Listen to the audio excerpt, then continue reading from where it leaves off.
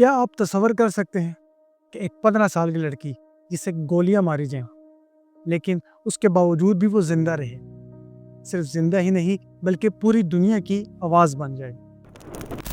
ये कहानी है एक ऐसी बेटी की जिसका हौसला गोलियों से भी ज़्यादा तेज था। There is a moment when you have to choose whether to be silent or to stand up.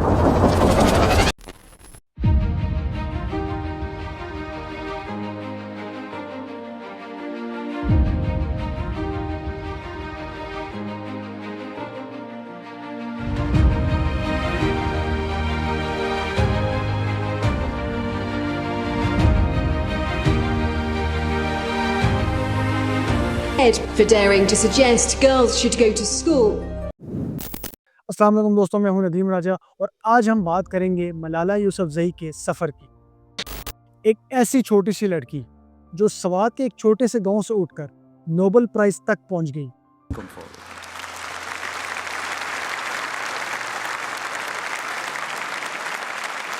Malala Yousafzai 12 जुलाई 1997 को स्वात के एक शहर मैंगोरा में पैदा हुई। बचपन से ही वो अपने वालिद ज़हीउद्दीन की तरह तालीम में बहुत ही दिलचस्पी रखती थी। उनके वालिद एक स्कूल टीचर थे और तालीम के बहुत बड़े सपोर्टर भी थे। वो चाहते थे कि हर लड़की स्कूल जाए और अपने ख्वाब पूरे करे। लेकिन इस ख्वाब पर अंधेरा तब छाने लगा जब स्वात में तालिबान का असर बढ़ने लगा और लड़कियों की तालीम पर पाबंदी लगा दी गई। यहाँ से मलाला का सफ़र एक तालिबा का नहीं बल्कि एक मिशन का शुरू होता है। Women have the same rights as men. If a man can go to school, if a boy can go to school, why can't a girl? When the Taliban shot me, they thought that they would spread fear, terror, but they failed. 2008-9 में स्वात में तालिबान का असर बढ़ने लगा और लड़कियों के school बंद कर दिए गए। लेकिन इस खौफ में भी मलाला चुप नहीं रही। सिर्फ 11 साल की उम्र में मलाला ने BBC उर्दू के लिए गुल मकई नाम से एक डायरी लिखना शुरू की। इसमें उन्होंने तालिबान के खौफ के नीचे गुजरती ज़िंदगी और तालीम की ख्वाहिश का जिक्र किया। लेकिन जैसे जैसे उनकी आवाज़ बुलंद होती गई वैसे वैसे उनके लिए ख़तरा बढ़ता गया। 9 अक्टूबर 2012 का दिन मलाला की ज़िंदगी का सबसे बड़ा इम्तिहान था। स्कूल से वापस आते हुए एक बस उनके पास आकर रुकी।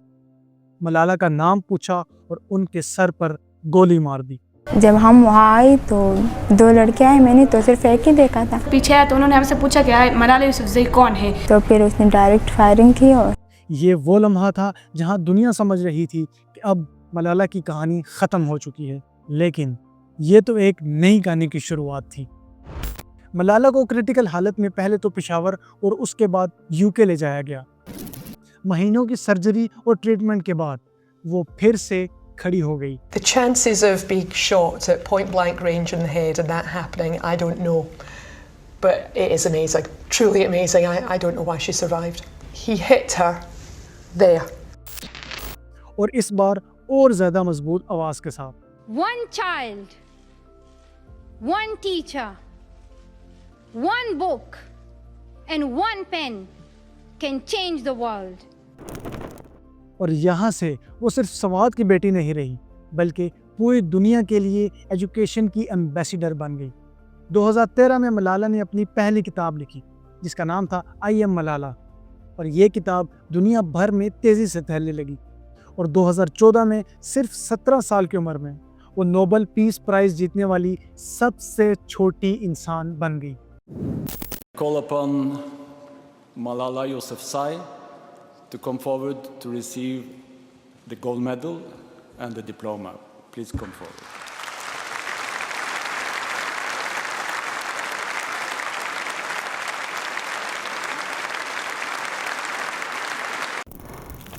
मलाला ने यूनाइटेड नेशन में भी स्पीच दी और उन्होंने वहाँ कहा, एक बच्चा, एक टीचर, एक बुक और एक पेन, ये सब दुनिया बदल सकते हैं। बाद में उन्होंने मलाला फ़ंड कायम किया जो लड़कियों की तालीम के लिए काम करता है। दोस्तों, मलाला यूसुफजई की कहानी हमें सबक देती है कि उम्र छोटी हो सकती है लेकिन इरादे बड़े होने चाहिए। अगर मलाला यूसुफजई की कहानी ने आपको इंस्पायर किया हो तो वीडियो को लाइक करें और कमेंट में लिखें एजुकेशन फॉर ऑल, ताकि हम मिलकर इस आवाज़ को आगे बढ़ा सकें। और अगर आप चाहते हैं कि हम मज़ीद ऐसे पाकिस्तानी हीरोज़ की कहानियों को लाते रहें तो चैनल को सब्सक्राइब करके बेल आइकन को ज़रूर दबा दीजिए। पाकिस्तान जिंदाबाद। It is for those forgotten children who want education. It is for those frightened children who want peace. It is for those voiceless children who want change. I'm here to stand up for their rights, to raise their voice. It is not time to pity them. It is time to take action, so it becomes the last time that we see a child deprived of education.